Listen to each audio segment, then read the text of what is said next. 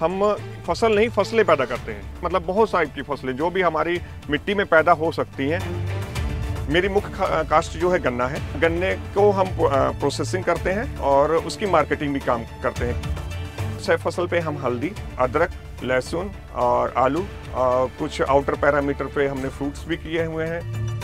मैं किसी भी अपने प्रोडक्ट को लेके मार्केट में नहीं जाता, मेरा प्रोडक्ट मेरे खेत में बिकता है। धीरे धीरे जब किसान डायरेक्ट मार्केटिंग आएगा और डायरेक्ट कंज्यूमर से कनेक्ट हो जाएगा तो इसमें अच्छा प्रॉफिट भी है। हम केमिकल फार्मिंग से ज़्यादा अर्निंग कर रहे हैं। उत्तर प्रदेश के लखीमपुर जिले में जब आप पहुंचते हैं तो वहां हर तरफ आपको गन्ने की फसल देखने के लिए मिलती है। हर तरफ गन्ने की खेती होती हुई नजर आती है। आज हम एक किसान के यहाँ पहुंचे हैं जो गन्ने की खेती तो करते हैं, लेकिन हम ये कह सकते हैं कि उस तरह से गन्ने की खेती करने वाले किसानों से आप बहुत कम रूबरू हुए होंगे। इस किसान का नाम है हरप्रीत सिंह। हम मौजूद हैं इस समय निघासन में और सेना से रिटायरमेंट के बाद हरप्रीत ने खेती शुरू की।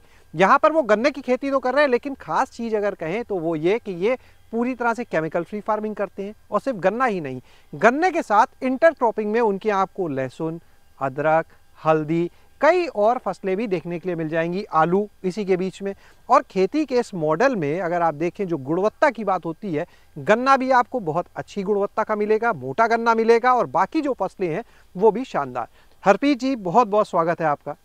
शुक्रिया जी। हरप्रीत जी, ये बताइए, रिटायरमेंट के बाद खेती में आना पूरी तरह से, और ये ऐसा मॉडल पूरा एक तैयार कर देना कि अब दूसरी जगह से, अभी हम आए तो देख रहे थे दूसरे जिलों से लोग आए, कैसे ये किया, क्या माइंड में आया? हमने खेती के ऐसे मॉडल पे काम किया जो केमिकल फ्री हो, जो रसायन मुक्त हो। तो फिर आने के बाद में सब लोग मैंने देखा कि जो रासायनिक खेती कर रहे हैं और कोई भी केमिकल के बारे में, केमिकल फ्री फार्मिंग के लिए बारे में बात नहीं कर रहा। तो मैंने 2020 में इस कॉन्सेप्ट पे आके काम करना शुरू किया। क्या है ये पूरा मॉडल?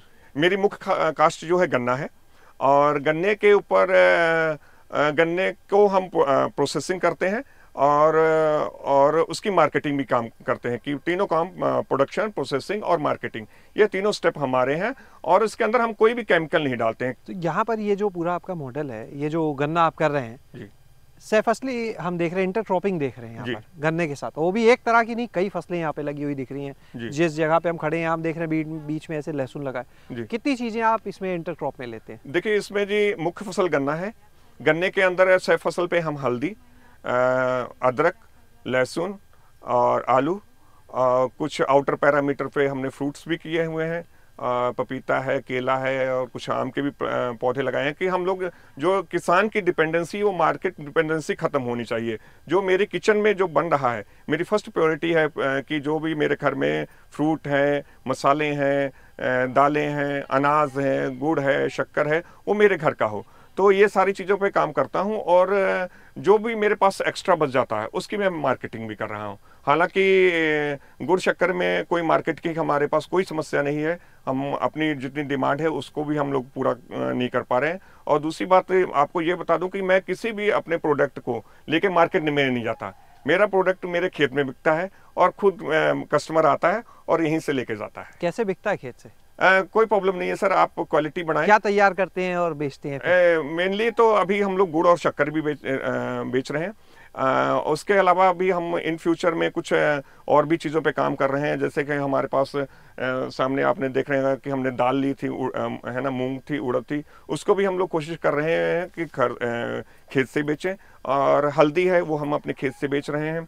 और सब्जियां वगैरह करता हूं, लेकिन वो मैं मार्केटिंग के लिए नहीं करता, ये कॉन्सेप्ट थोड़ा लंबा हो जाता है। यहाँ पर ये बताइए, हम और जगह देखते हैं ऐसे गन्ने के खेत हैं, आपके आसपास ही कहीं है जी, आपने इतना बड़ा ये जगह छोड़ दी जिसके बीच में लहसुन लगा है, बीच में आलू लगा है जी। तो जब इतनी बड़ी जगह आपने छोड़ दी, गन्ने की यहाँ पे एक लाइन और अगर लगाई होती किसी ने जैसे बाकी जगह जी, इसमें ज्यादा फायदा है और उस गन्ने की लाइन में प्रोडक्शन तो फिर गन्ने का कम हो जाता होता उतने ही क्षेत्रफल में अगर करेंगे? नहीं, प्रोडक्शन देखिए कम नहीं होता है।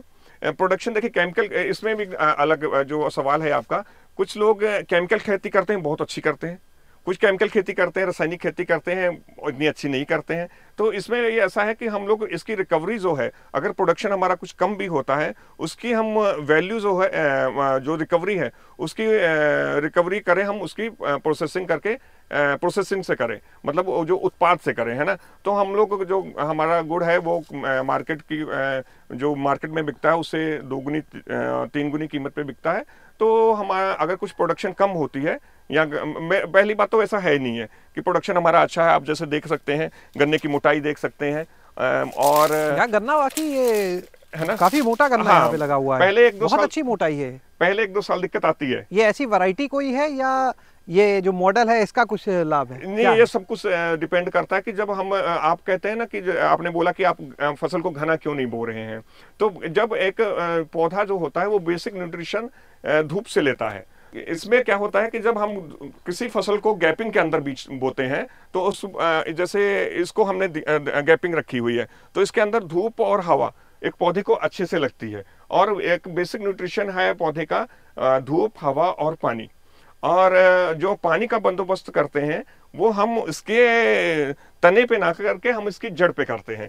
तो हमारे, आप देख रहे होंगे कि जैसे सारी खेती है ये लगभग हमारे बेड बने हुए हैं, है ना। ये देखें, ये बेड है, ये इतना चौड़ा बेड है, और बेड के साथ में ये हमारी नाली है। हम केवल पानी इसके नमी के तौर पे देते हैं, यहाँ पे जाता है, और ये पानी जो है इस पौधे को नमी के तौर पे मिलता है।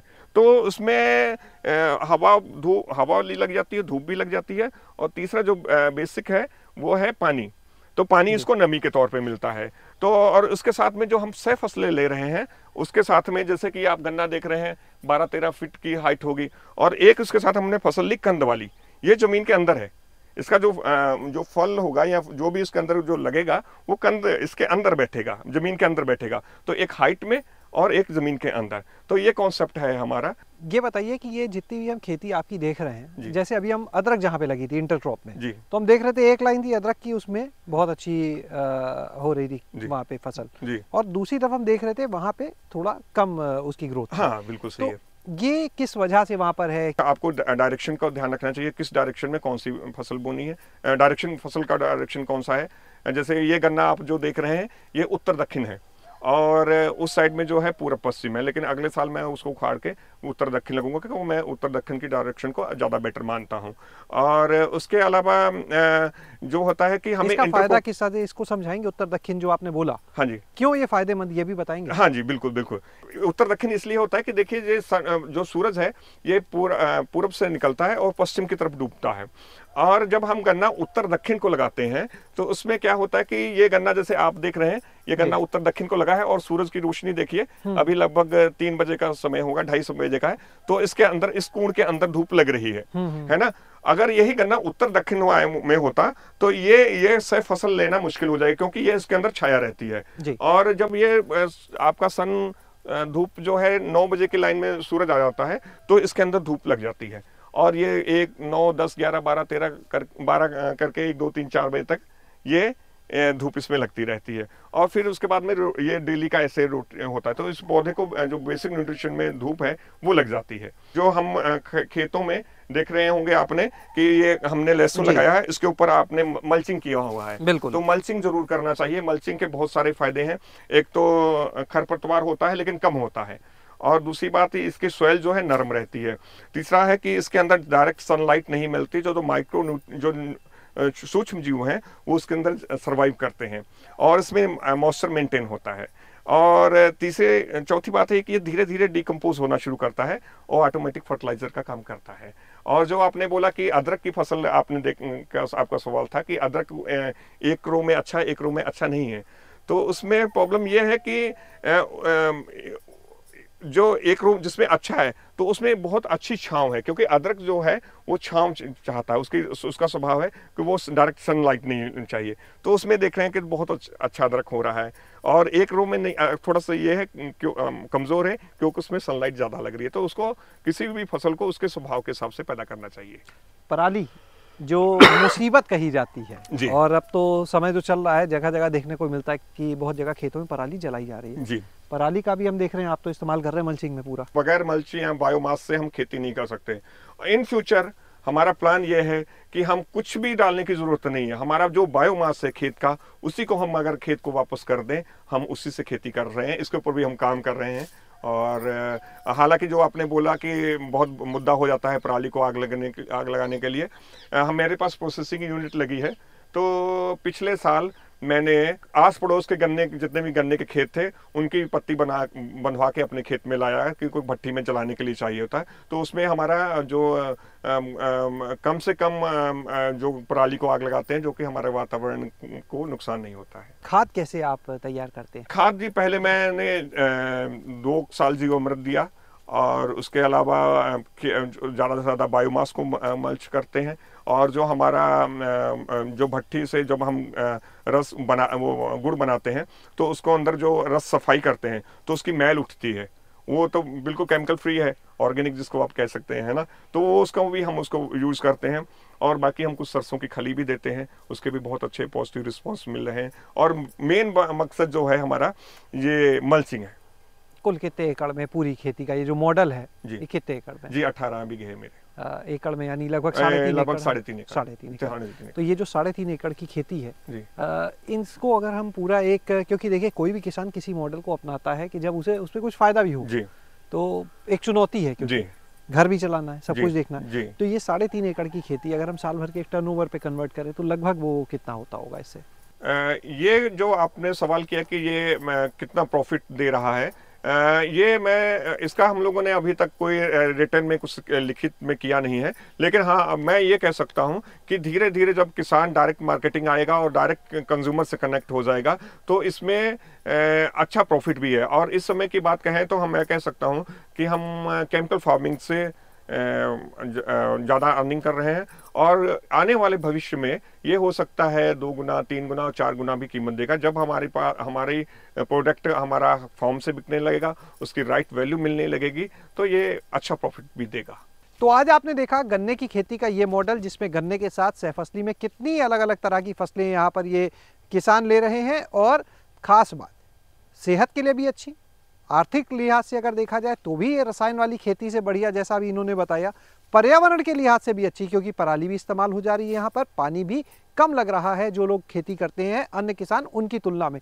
तो यानी कुल मिलाकर अगर देखें तो ये जो खेती का मॉडल है, ये सिर्फ आपको आर्थिक मुनाफा नहीं देगा, बल्कि स्वास्थ्य से लेकर पर्यावरण तक के लिए आपको फायदा पहुंचाएगा। शैलेश अरोरा, गांव जंक्शन। सभी सोशल मीडिया प्लेटफॉर्म पर गांव जंक्शन को फॉलो करें। व्हाट्सएप नंबर और जीमेल आईडी पर भी संपर्क साध सकते हैं।